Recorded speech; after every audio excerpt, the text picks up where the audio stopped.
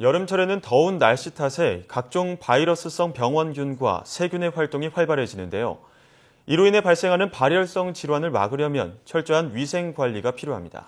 그래서 이 시간에는 전문가와 함께 여름철 효과적인 위생관리 방법에 대해 자세히 알아보겠습니다. 고려대 안암병원 가정의학과 김양현 교수 전화로 연결돼 있습니다. 교수님 안녕하십니까? 네, 안녕하십니까? 네, 확실히 날씨가 더워지고 있습니다. 이렇게 여름철에 자주 발생하는 질환하면 아무래도 음식이 빨리 식다 보니까 상하다 보니까 식중독이나 열사병 같은 게 떠오르는데요. 이 밖에도 조심해야 할 질환 어떤 것들이 있는지 전해주시죠. 방금 말씀하셨지만 여름철일수록 개인 위생을 깨끗하게 해야 되는데요. 아마 최근 메르스도 문제가 된 것처럼 개인 위생이 중요하다는 거는 두말할 나위가 없을 것 같습니다. 예. 특히 이렇게 습도가 높고 온도가 높기 때문에 우리가 흔히 알고 있는 곰팡이 감염이 쉽게 될 수가 있고요. 특히 공용시설 사용에는 많이 감염이 되기 때문에 주의해야 되고, 예. 그 밖에도 피서지에서 놀이기구 등 사용할 때 여러 가지 안전수칙이라든지 또는 실내에서 오랫동안 그 에어컨을 또 쐬고 있는 경우가 많기 때문에 이로 인한 그 냉방병도 생길 수가 있습니다. 그래서 이런 것들을 주의하는 게 필요합니다. 예, 냉방병이나 곰팡이로 인한 질병들을 말씀해 주셨는데요. 그렇다면 이렇게 여름철 질환들이 발생하는 주요 원인은 어떤 것들이 있을까요? 일단 더운 날씨에는 쉽게 음식이 좀 부패되기 쉽고요. 이로 인해서 세균이 번식하기 쉬운 환경이 됩니다. 그리고 여름에 기온이 올라가면서 발생하는 열대야라든지 이로 인한 수면 부족, 그리고 낮 동안에 활동을 하면서 땀을 많이 흘리면서 또한 수분이 부족한 상태에서는 점막이 건조해지고 또 전체적인 면역력이 떨어지게 되면서 이런 질환이 쉽게 발생할 수 있습니다. 예. 그렇다 보니 무엇보다 바이러스 병원균이나 이런 세균의 감염을 막는 게 중요할 것 같은데요. 앞서서도 이 공용시설에서의 세균 조심해야 한다고 하셨는데 이 생활 속에서 사용하는 물건을 통해서 또 세균이 옮겨지는 경우도 많다고 하던데 어떻습니까? 예, 특히 아까 말씀드렸던 것처럼 헬스장이라든지 또는 수영장 그리고 목욕탕과 같은 공용시설에서 같이 쓰는 수건 등을 통해서도 이제 이런 진균성 감염이라든지 세균이 전파가 될 수가 있고요. 예. 특히 우리 생활 주변에서는 도마 같은 이런 음식을 만드는 그런 용기류를 통해서도 옮길 수가 있는데, 특히 이제 가장 조심해야 되는 세균들이 그로 인해서 살모넬라라든지 비브리오 또는 황색 포도당 균 등이 이제 식중독으로 인해서 많이 발생할 수가 있습니다. 그래서 이런 것들을 좀 주의해야 될 것 같습니다.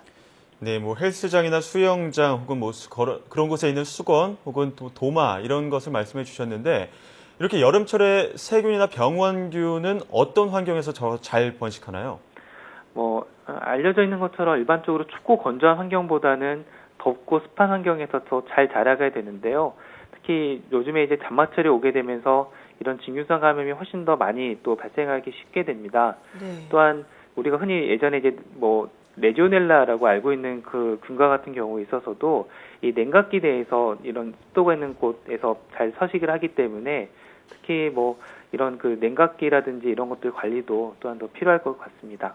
네, 또 무엇보다 매일 사용하는 것을 떠올리면 휴대전화나 컴퓨터가 저는 가장 먼저 생각이 나는데요. 이렇게 많은 사람들의 손이 닿는 손잡이가 있는 물건을 깨끗하게 잘 관리해야 한다라는 방법은 많이 들었습니다. 그런데 이게 물수건으로 닦아야 하는지 그 방법이 궁금하거든요. 어떤 방법으로 소독하거나 살균하는 게 좋겠습니까? 만약에 이제 가능하다고 한다면 알코올이 들어간 이런 그 소독제로 또는 솜이라든지 이런 것들을 활용해서 좀 휴대폰 앞면이라든지 또는 자주 잡는 손잡이 또는 키보드 같은 것들도 한번 소독을 좀 해주시는 게 좀 필요하고요. 만약에 그런 게 여의치 않을 경우에는 특히 이런 공용으로 쓰게 되는 컴퓨터라든지 이런 기구 같은 경우는 우선적으로 개인이 손 소독제를 사용을 해서 한번 그 손을 닦은 이후에 사용을 하는 게 좀 좋을 것 같습니다. 예, 손 소독제를 수시로 활용하는 것들이 좋다라는 말씀을 해주셨는데요.